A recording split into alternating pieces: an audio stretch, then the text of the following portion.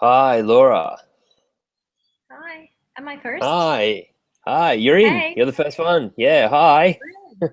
That's Yeah, awkward. that's that seemed to be easy enough.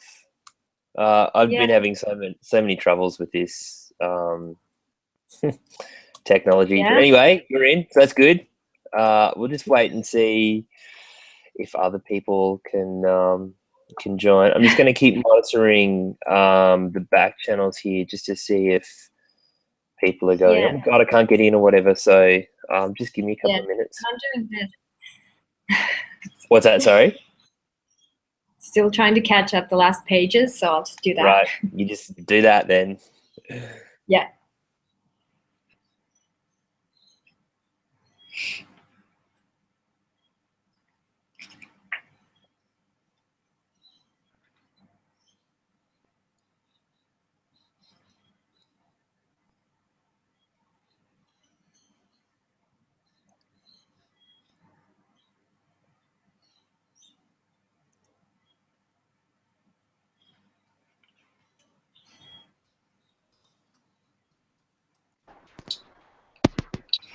Okay.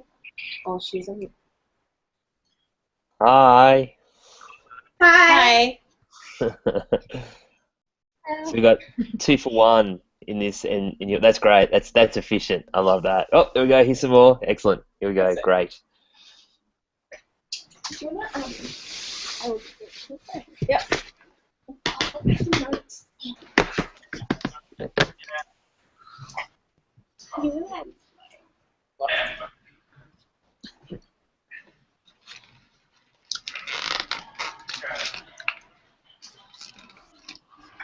So we're just for everyone that's just arrived, we're just waiting for other people to join. I can see there's other people watching, and probably there'll be messages coming through in a second going, oh my God, I can't join. So we'll just hang about for a couple of minutes until everyone kind of works it out what they're doing.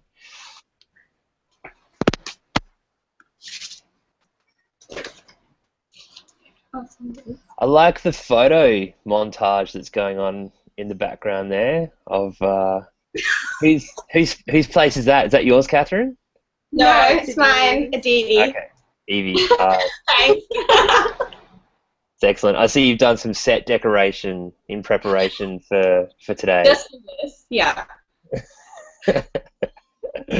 Well, I'm actually sitting in my my two boys' room, so if anyone forgets the alphabet, it's just here, okay? It goes all the way from A down to Z, just it's just there for you. So Okay. there's Buzz Lightyear, just Okay. everyone needs a buzz. Okay, so hi, Rachel. Hi, sorry, it took me a minute to figure That's out all right. where That's fine. to get in, but I'm here.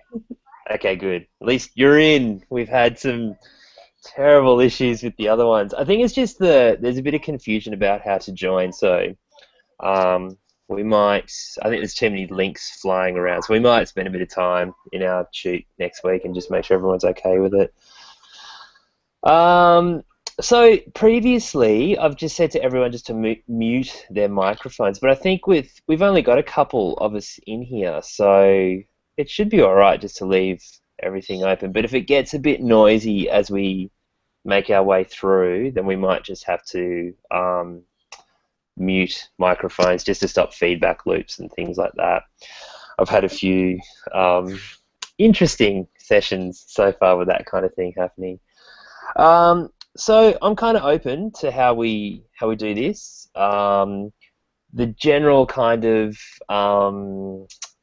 I guess flow is I've given you a little bit of a recap on some of the theory that we've covered this week in the lecture and in the readings.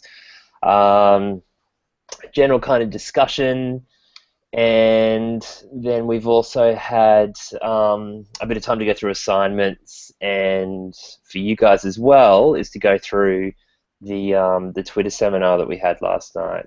So does that sort of sound like a reasonable use of our hour together?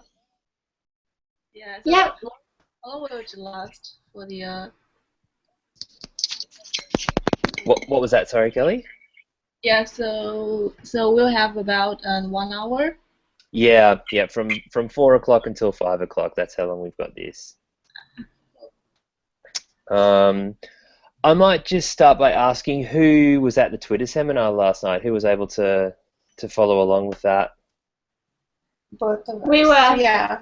Yeah. That's it. So you guys. Anyone else? I wasn't Right. live, but I came later and read it. Doesn't Yeah. count. Okay. Well, that's fine. Yeah. And the reason I just want to check in is just because there were some really good resources that were thrown around in that conversation last night. So,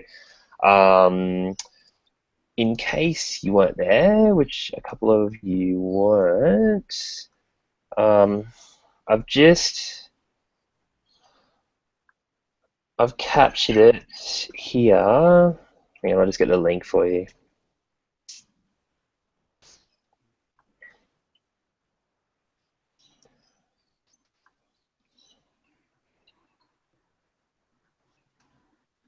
So that link there is the entire Twitter conversation that happened last night. So I just captured that, storified it, and then just posted it to the blog. It's worthwhile going through it. Like a lot of there might be some questions that are similar to what you might have. So there could be some answers to your questions there. Plus, there's just some really good resources, which we'll go through in detail at the end of today's tutorial. So I'll just make sure no one else is having issues trying to get in, and then we might make a start. All right, good. No one's frantically screaming at me via a message or whatever.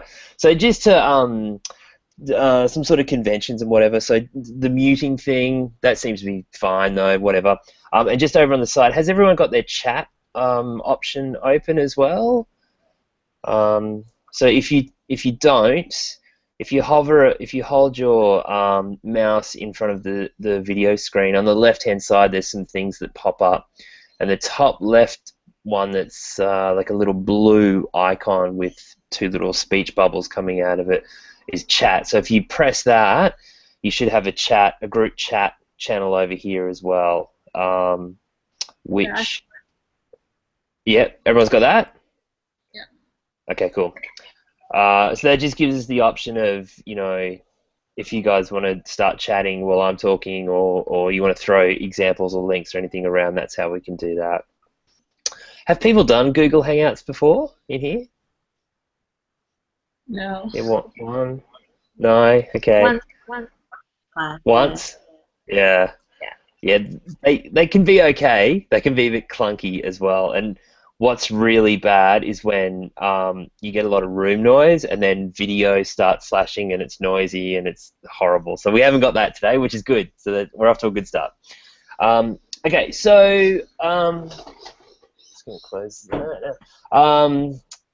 So maybe let's just do a quick recap on some of the content that we've been covering this week, both in the lecture and in the two chapters, which is the readings from the Hinton and Horth book this week, chapters 3 and 4. So the key concepts were chapter 3 is looking at social network sites, and chapter 4 is looking at UCC, or user-created content. Excuse me. So if we start with chapter 3, perhaps it's the easiest way to go. So social network sites, and the way that they're framing these is around the idea of they're an interface between people or users and places.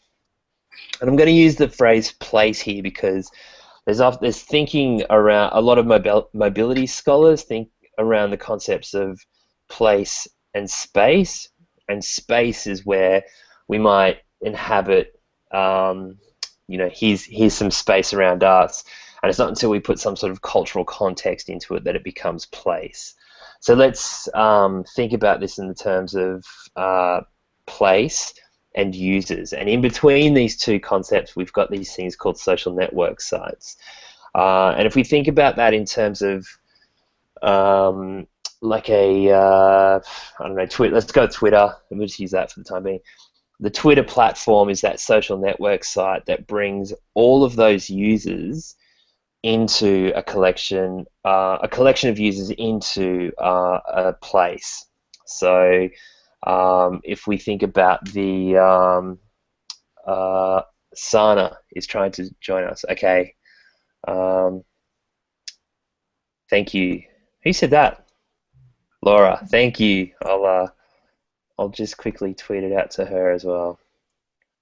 Oh,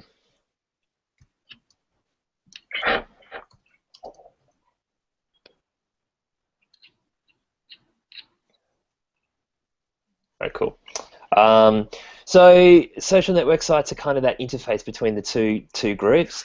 And one of the points that they make there is that it's not necessarily one or the other, is that this is kind of a unison type of approach. So it is thinking about space and users at the same time. It's not just trying to split the two apart. They're very much intertwined, which then brings us into the discussion around the concept of online communities, which we started to cover last week in terms of that boundary kind of building process where we have users on the inside and they have similar interests or goals or characteristics or whatever it might be. They have some kind of commonality between the members in that space, and that's what makes them an online community.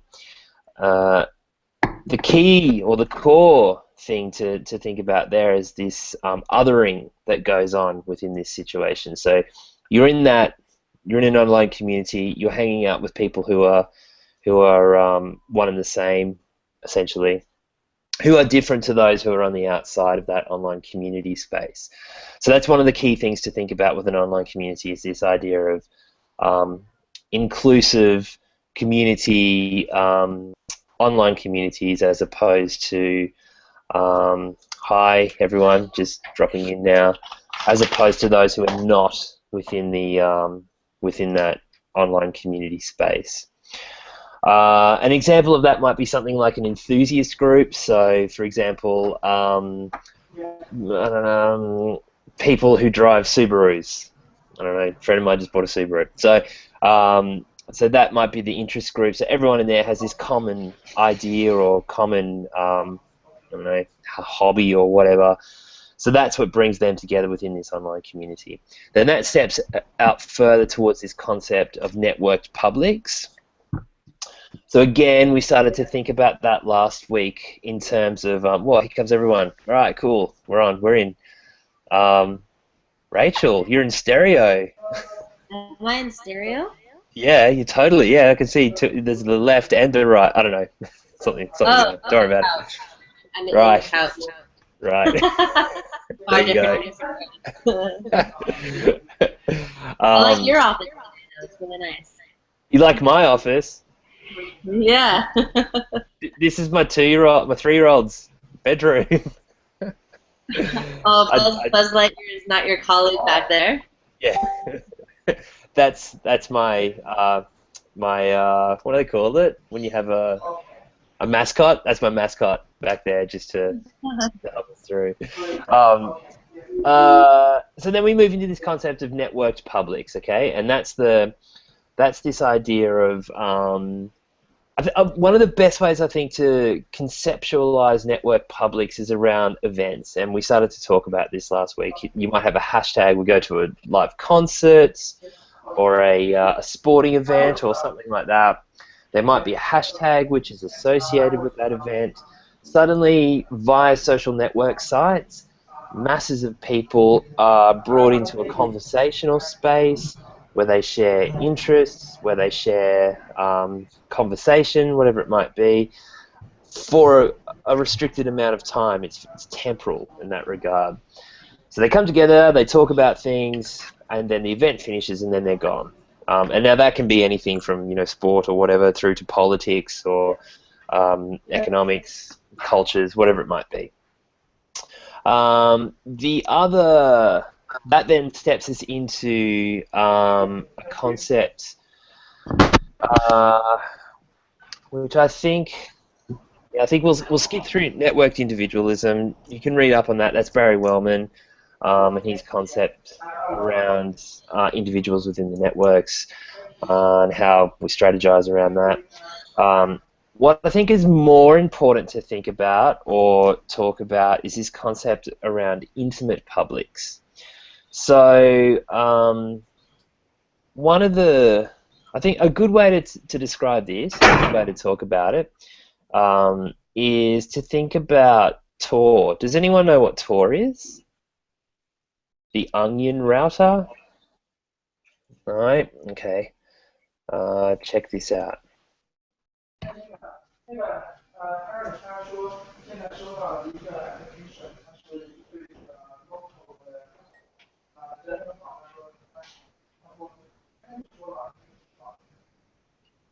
Okay.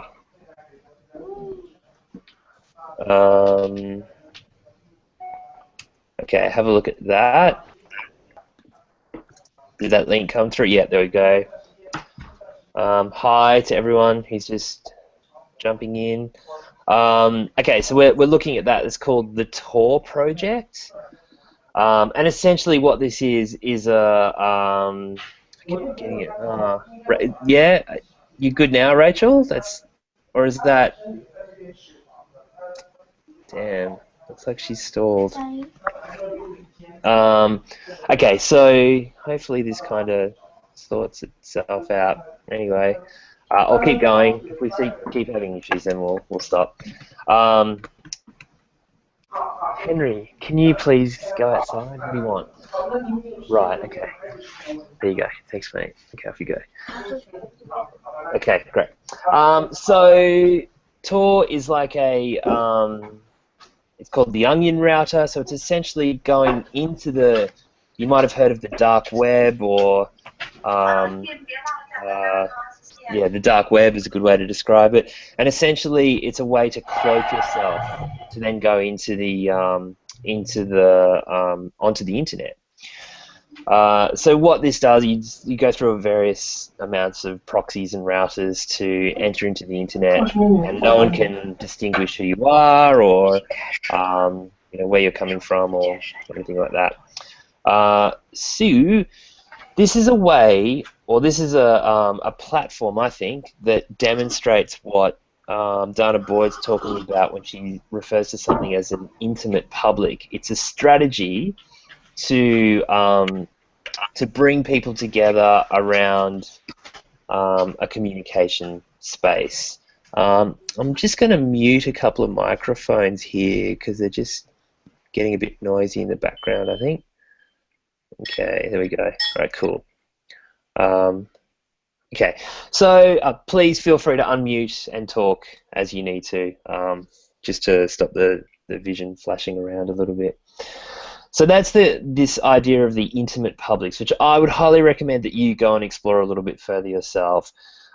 Users who are trying to avoid surveillance is one way of thinking about it. So using that concept of Tor to go into a space which has got no one can sort of look in or peer in or listen or whatever, a strategy to build a communication space, intimate publics. I think that's something which could be quite useful in terms of your assignments and coming features. So that's kind of the core concepts of Chapter 3: social network sites, online communities, networked publics, networked individualism, and intimate publics. There's also something to think about in terms of online communities and networked communities. So we can talk about that in a second and have a little bit of a discussion around that. Chapter 4 in Hinton and Horth moves on towards what's labelled UCC, user-created content, and they briefly skim over something which I think needs a little bit more unpacking, and that's this transition from UGC, user-generated content, towards UCC, user-created content. And the way that they frame that is by saying that user-generated content is content created by users, which is specifically for organizations. So in a sense, it falls into that argument of exploitation. So, a labor exploitation practice, where organizations are taking user-generated content and creating things out of it. So that's one side of the argument. Then we have user-created content, UCC, which is for users by users. So it kind of, if we frame it in this way, we start to think about, it builds on those ideas that we were talking about from Web 2.0 last week, where this idea of one-to-many disappears and it's many-to-many. And so then the next concept that they start to talk about in that chapter is this idea that was coined by Axel Bruns, prod usage.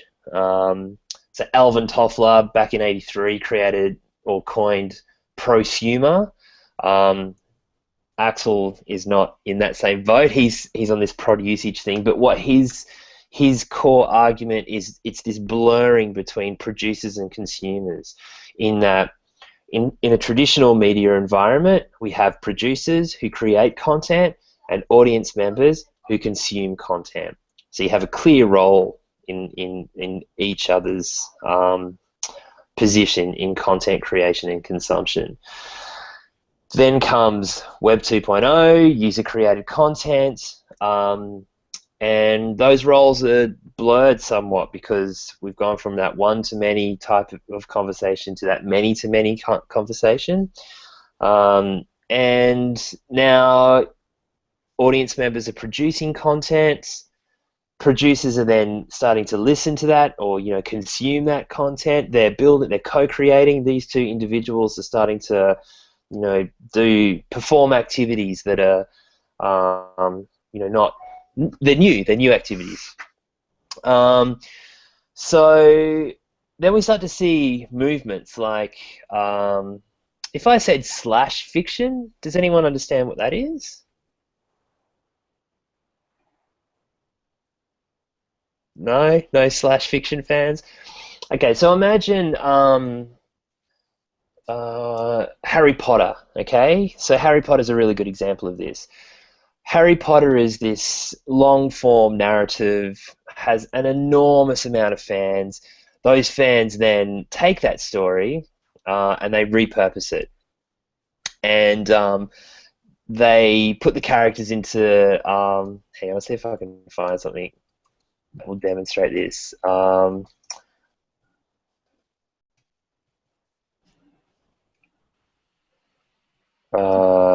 They then, here we go.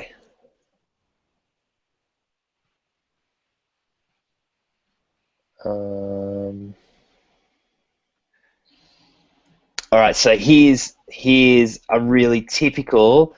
We're getting into uber nerd country now. But have a look at that link that I just sent you there. So this is Harry Potter slash lovers, which it looks like it's a forum, and it seems like all these people are, like they've created their own slash fiction around this. So I imagine if we follow these links, so they're stories, okay? So this is a really great example of how, as nerdy as it is, and probably not my choice of fan fiction, but anyway, it's a really good example of how you're seeing people or fans poach culture and repurpose it into for their own means. And there's some fantastic offshoots of slash fan fiction that really encapsulates this prod usage type of approach.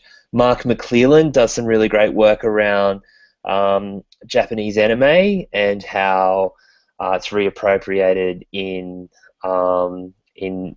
fairly full-on sexual ways, which is kind of interesting. So there's that kind of space. There's slash and fan fiction.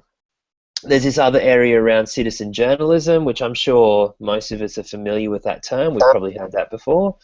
Is anyone not familiar with citizen journalism? No? Okay.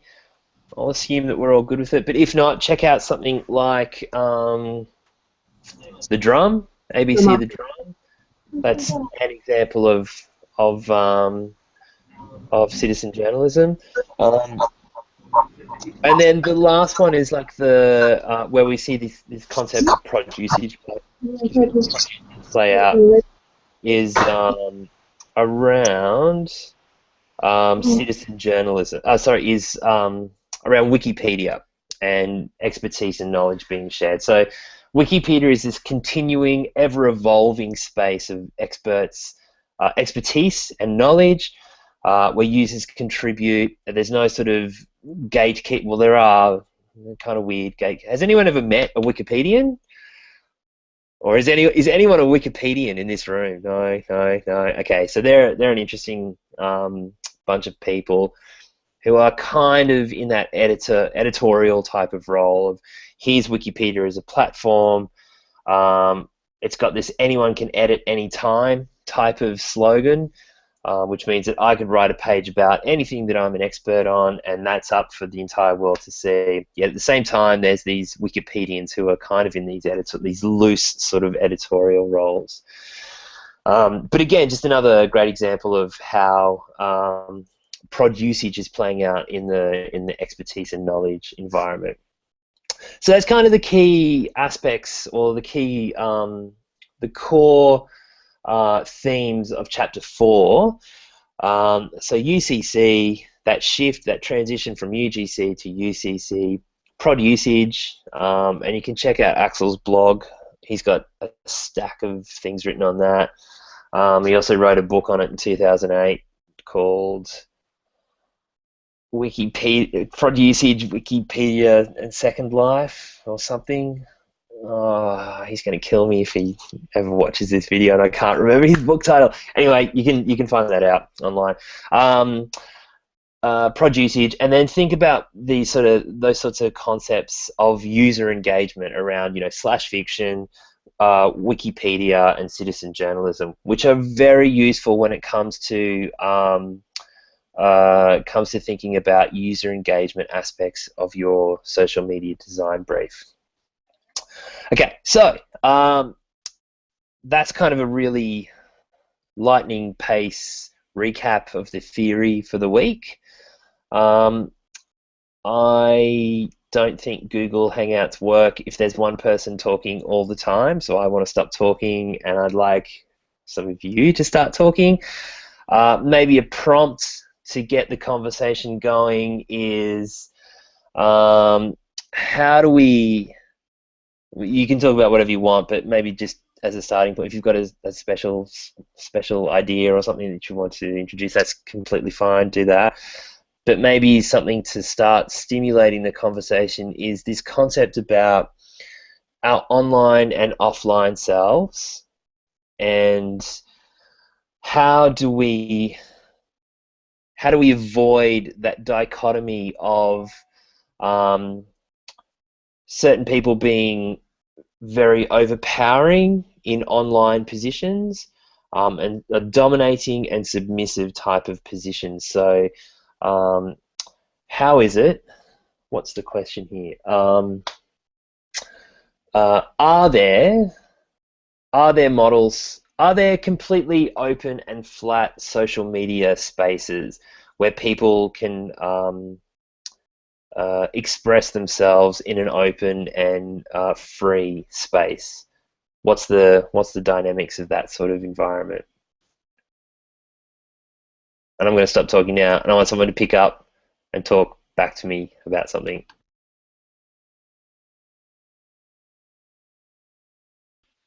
Well, I think a place like Reddit, for example, would that be a good example? Do you think? There's multiple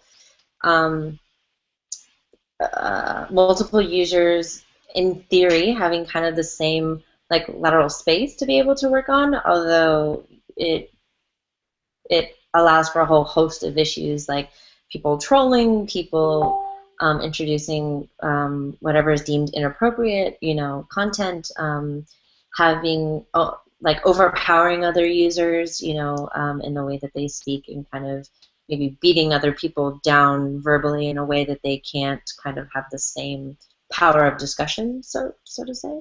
That makes sense? Yeah, that's excellent. That's a really, really good example of user norms as well. So um, just let's unpack that a little bit further there. So some of the things that you said were people trolling and people beating other people down. What do you mean by that? Like, what's an example of those sorts of activities?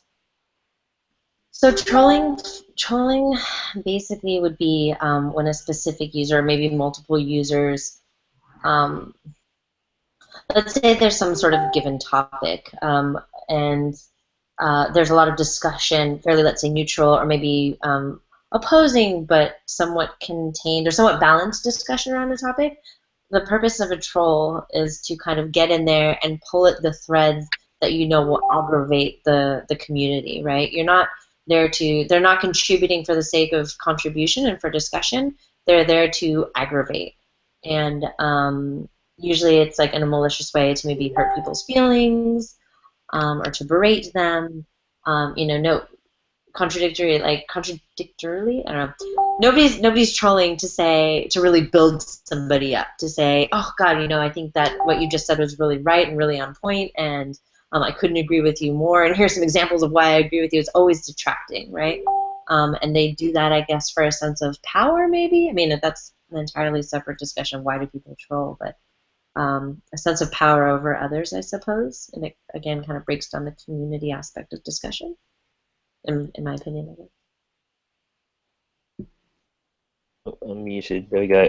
Yeah. So I think that's excellent. I've just put a link there as well. Has anyone seen the documentary We Are Legion? Okay. So that you can watch that for free. I think people have posted it on YouTube, and you can watch it on Netflix or whatever. So that's around Anonymous. So has everyone heard of Anonymous? Like, imagine. No, no. Okay. All right. Um,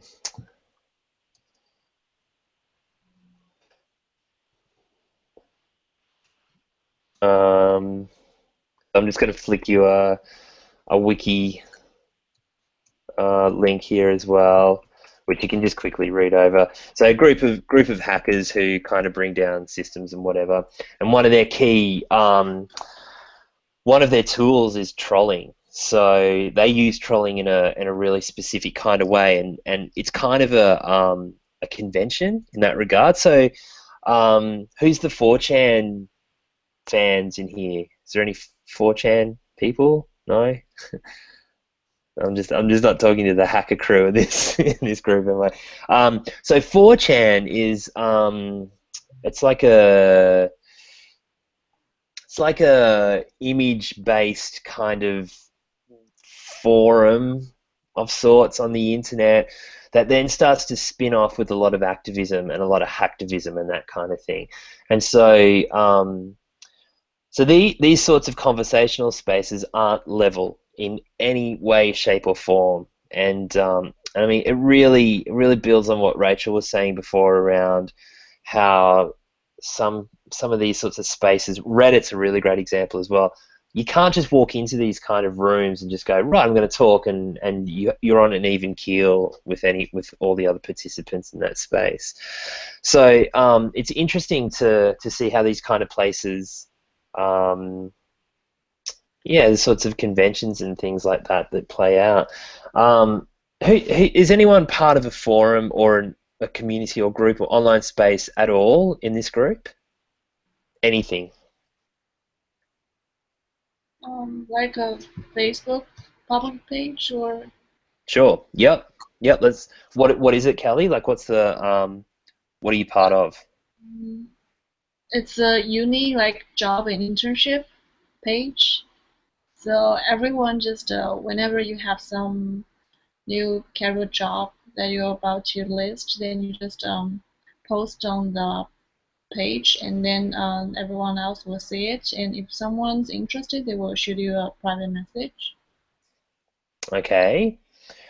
What's the kind of if if I or anyone else in this room was to approach that page and just start talking, like what's the, how do I know how to behave in that space? How did you learn how to behave in that space or Uh, communicate? yeah, I feel like so for example, if I want to post something, so normally I would just follow others' format and kind of we have some like language to follow. Like you post your ad in a way that people can directly understand. So normally there won't be too many crazy people out there. It's just like everyone is so just follow the rules and yeah, I think I kind of get that. Like I think it's all you can say it's we are controlled by the whole group. Like there's some rules that you have to follow. Yep. Yes. So and the organizers they will say you can't do this, you can't do that. They will make a list of the rules. Then then everyone have to follow that. Yeah, yeah. Okay. Anyone else? Is anyone else part of a online space at all? Like I don't know, anything. Yeah, I don't know if this works as a good example, but I'm on this thing called Tiny Beans, where people share pictures of their babies. I'm not Right. doing it, don't get me wrong, but my sister-in-law had a baby, and she invited us all to this place where you can just they post moments and videos, and I've just seen so much more than I want to see of the baby. And it sends updates to your inbox, and then you like the pictures, of course, and you comment, and you can go through a calendar and you can see all the different moments, and it's yeah, it's good, but there's a lot of updates. So that's an interesting one as well, because obviously you're not a parent and you're coming into a space which is predominantly full of parents, I would imagine. So, um, how did that go? I imagine it was quite shocking if you're watching videos and things at first. So, how's the Really? assimilation phase that you went through? Well, actually, I have a baby as well, so I'm good. Okay, I'm right, okay. okay. Oh, yeah, Yeah, but I still don't know how it works because everything comes into my inbox and I can just view everything in the email and yeah, then you click through. But they're so frequent that I don't really go on and look at it, to be honest. right. But invite friends and family. I think there's about 11 of us on, Hmm. and then apparently you can start your own journals and do whatever. But Yeah, yeah, okay. So in both of those examples, I think what we can sort of take from that is that there's a given kind of there's conventions, there's forms and there's languages in all of those examples. So from 4chan, Reddit, Tiny Bean, Facebook, there's all particular ways in how the established users, there's conventions in how to behave and how to operate in that space.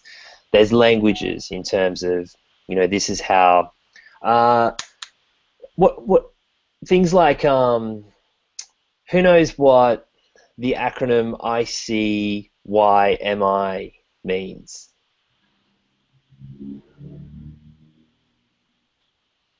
ICYMI. In case you missed it. Yeah, thank you. Oh, wow, you've had a change of scenery as well. What you? Hang on, you muted. I can see you talking, but you're muted. I can't It hear was you. uncomfortable. I needed Right, natural change. right, Sorry. right. Okay. Okay, yeah. In case you missed it, so so there was only one of us, two of us out of this room that knows. What about OMG? We'd all know what that one is, yeah. WTF? Um, okay, because it's Thursday. TBT. Who knows what that one is? throwback to Thursday. Throwback Thursday. Yeah. Hey, is there a Throwback Tuesday? That's a good point. I I don't don't know. know. Yeah. I've used Um, both. so, can you just explain what Throwback Thursday is?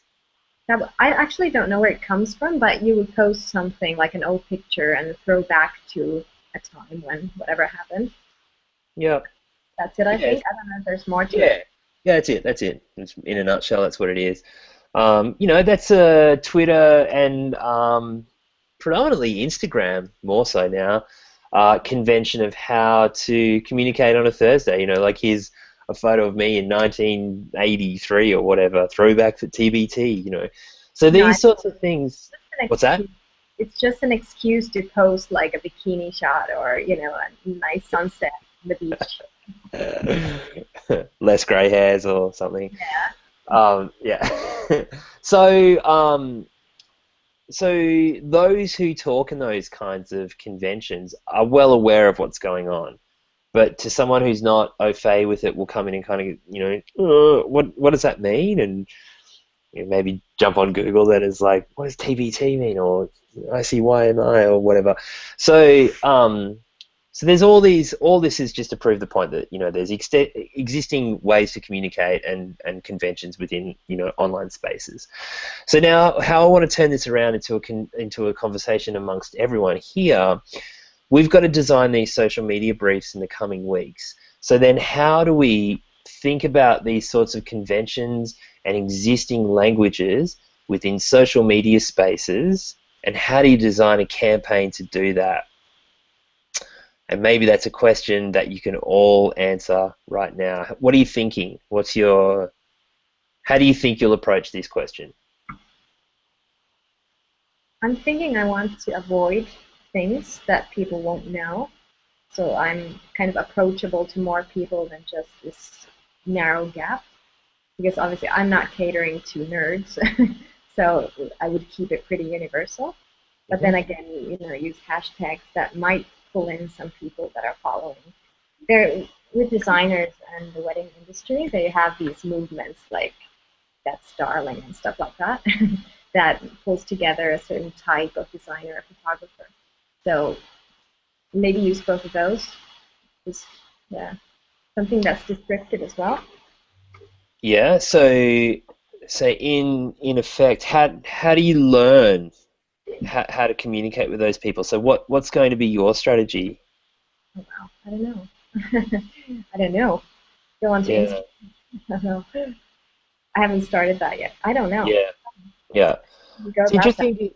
It's interesting to think through it though, because you mentioned two sort of groups of people there. Was it stylists and something else? Photographers and design. Photographers and Yeah. designers. Yeah, photographers and designers.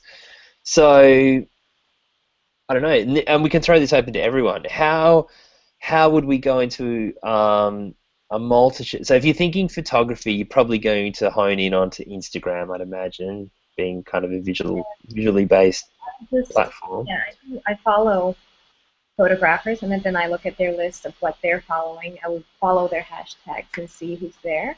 But Yeah, I mean, just what I can find that won't give me the bigger picture.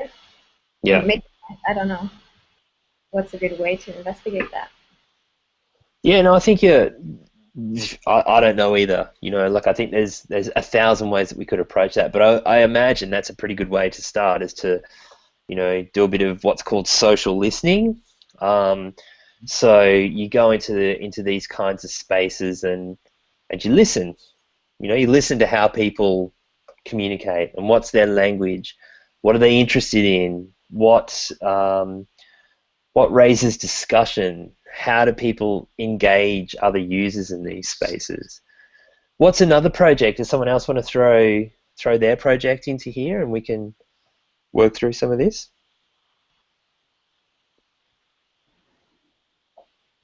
So I find another approach can be you just Google search some of the internet influencers in your niche market. Say, for example, I might do something like for like as a for shoe campaign, Hmm. like yeah, like female shoe campaign. So I will search some famous or popular shoe brands, and then and there's a website called I forgot the name, but it's like there are a list of a bunch of internet influencers in your own market, so you can follow them on Instagram or Twitter and see what language they're using, and also you can probably send them some private message to show your interest or comment something down below their pictures to generate some engagement or to attract their attention to your page, and then lead more traffic to your website or your campaign, something like that.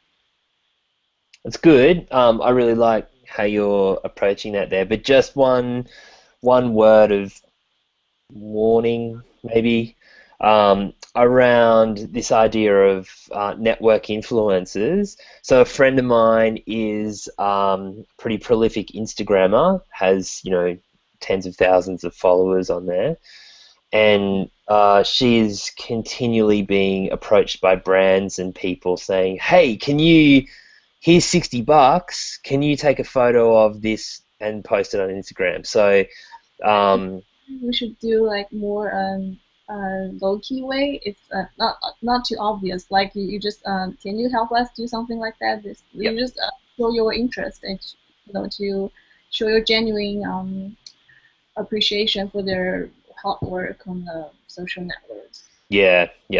I think like a reciprocity type of arrangement as opposed to a remuneration. To really let them know that you are doing something. Yeah, that's good. Okay, so I might just kind of move on a little bit because I'm just noticing the time it's starting to slip away from us a bit. I just want to go back over some of the things that we went through in the Twitter seminar last night, which I think are very, very useful for all of us. So what I've gone and done, because I'm a nice guy and I want you guys to succeed and do very well. There was four key things that Jen shared with us last night, and I've captured those on our blog on the resources page. In that first section there, social media strategy design and implementation resources. So one of the questions that kept coming up in the seminar was, how often should I post? How often should I post in, Twitter, or how often should I don't know, what should I do? So I just want to show you something now. So this graphic here, so this is on the how often should I post link, which is the blog, which is the buffer blog post. How often should I post on social media? See the most popular research and tips. I've just got this really good graphic here, which is may or may not appeal to everyone that's doing social media campaigns now, but it's just an interesting way to start to think about how often we post on different types of platforms, because we're talking to different people. There's different conventions, there's different languages, all these kinds of considerations. So, for example, if we were to reverse that and say they suggest 2 posts per day on Facebook, if we were to reverse that and do 10 posts a day on Facebook, what do you think the consequences of that kind of action would be? And posting too much, you said? Yeah. People just they feel overwhelmed and they feel bombarded, and then they want to disengage. Yeah. So it kind of defeats the purpose of the strategy, really, doesn't it? Like they'll unfollow you, unfriend you, or whatever, and that's a good word, disengage from what you're doing. So it's just kind of a good thing to keep in the back of your mind. If you're on Facebook, just keep it at 2 posts a day. They say Twitter for 3 posts a day. I challenge that. I think Twitter's a more open space. I think you have a whole lot more space to work in that. But perhaps if it was just as a broad sort of yardstick, no, what is it? Is it a yardstick? Yeah, as a yardstick, that's kind of a good kind of guide to go by, I guess. Um, the other thing that I thought was pretty interesting, also it's the social media content, was this, which you may or may not have seen this before, but this idea of, how different platforms um, are described, and they're using the metaphor of donut here. So, Twitter, I'm eating a donut. Facebook, I like donuts. Foursquare, this is where I eat my donuts. Instagram, here's a vantage point of my donut, etc., etc. Um, Google Plus, I'm a Google employee who eats donuts. Of course you are. Now listening to donuts, that kind of thing. So I thought that was just an interesting kind of way to think about, if you're thinking about the different styles of platforms, these are the existing conventions in how you operate in those kind of spaces. And then when you apply that with the frequency, that other graph that I was just showing you then, you start to paint a pretty good picture on what's going on. And then just finally, I think it's this one here is a cracker of an article that Jen shared last night. How do you define your digital marketing strategy? It's just got this really great kind of these 6 layers of defining your digital marketing strategy. Yeah, so I think it's worthwhile reading through this and just it's very market speak. It's like marketing and sales, I guess, in some regards. But at the same time, it's an interesting thought process to go through in terms of whatever it is you're doing, like whether it's you're working for an NGO, you're trying to sell Commodores or something. I don't know. Kind of got this car theme going today. Whether you're trying to do all like these various different things, that is a useful thing to go through. So I would suggest that you go back and have a look over that. Go through the resources page. Have a look at the Twitter seminar from last night. There might be some questions in there that you've got as well that are answered by an industry expert who's working in this space and doing a really good job at it as well. And then we've got 6 minutes left. Is there any questions from anyone in terms of assignments and presentations that are due next week?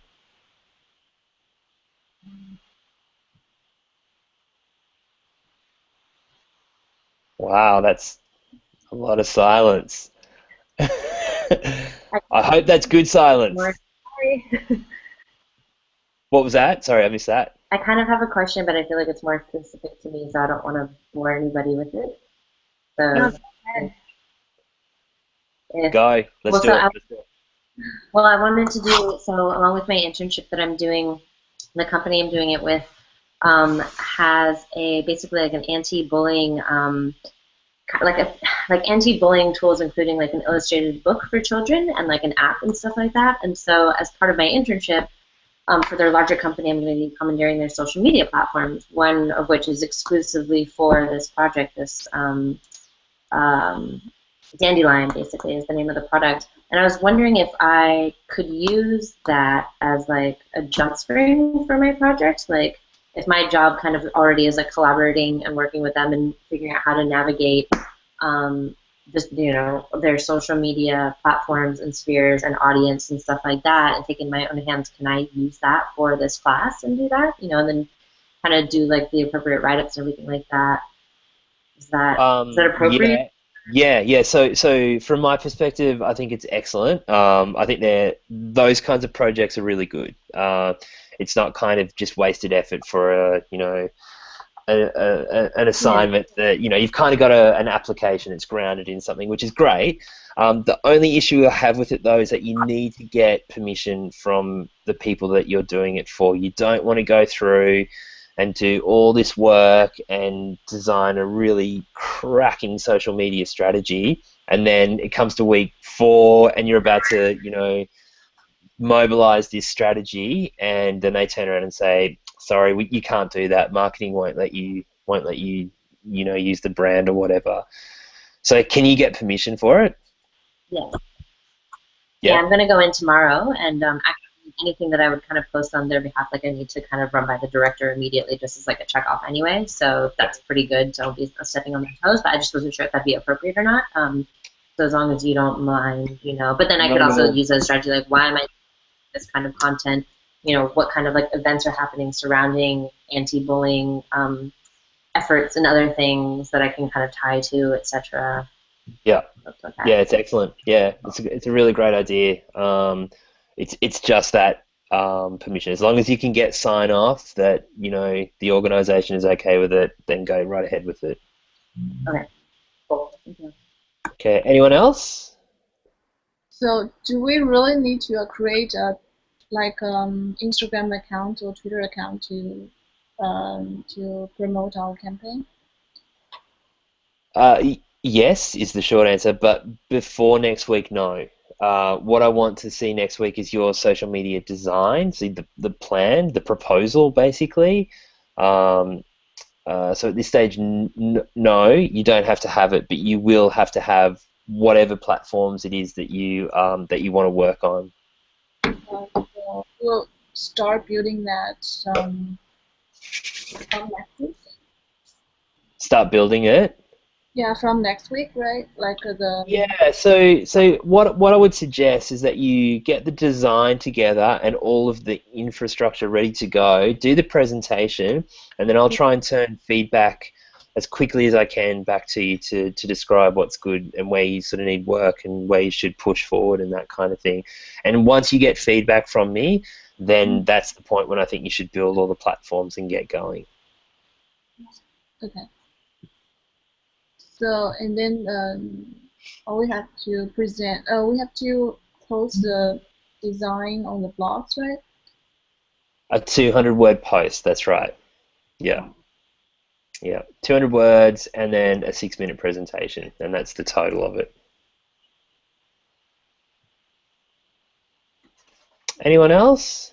Yeah, I had a question regarding how it said like researching similar branded entities and stuff. So I was just wondering how much of that actually goes into the proposal or the report. So that's it's really up to you. I have no idea on what you've researched and what you haven't researched, but that's mainly just an exercise in social listening, basically. So just seeing how other campaigns run. I want to share this this with you as well. Has anyone heard of the Webby Awards? No? Yeah. Okay. Yep. Okay, cool. So this one here, this is the Webby Awards for social media campaigns. So have a look through this. Just to back onto this question around social listening, have a look at this just for some inspiration around things that what other people are doing in social media land out there. And then just to finalize your question, like I don't really care if you bring it in or if you don't bring it in. That's kind of your call. It's mainly just a process for you to go through and understand, what's happening in social media land. Okay, cool. All right. And where on the blog do we post the description? So do this. Hang on.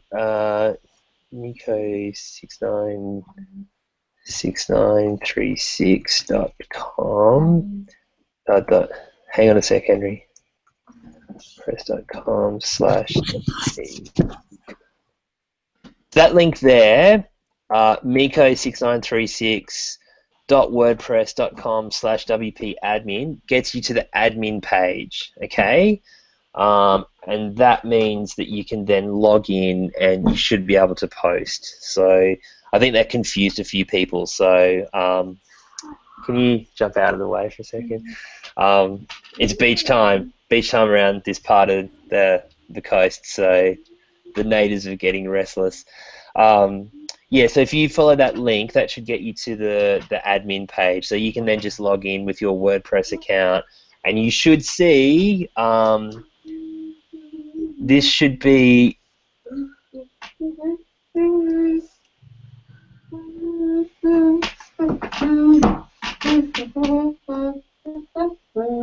that's the That's the screen that you should see. Yeah, once you log in. If anyone has issues with this, just let me know, and I'll try and sort out some kind of instructable or something to get you through that. Okay, well, it's just after 5. Clearly, I have to go. If you have any other questions, I'm free. Email them through or whatever. That's probably a good way to do it. Thanks for joining in today, and thanks for persisting with technology and whatnot as well. So I'll see you in a week's time. Okay? Bye, everyone. Bye. Bye.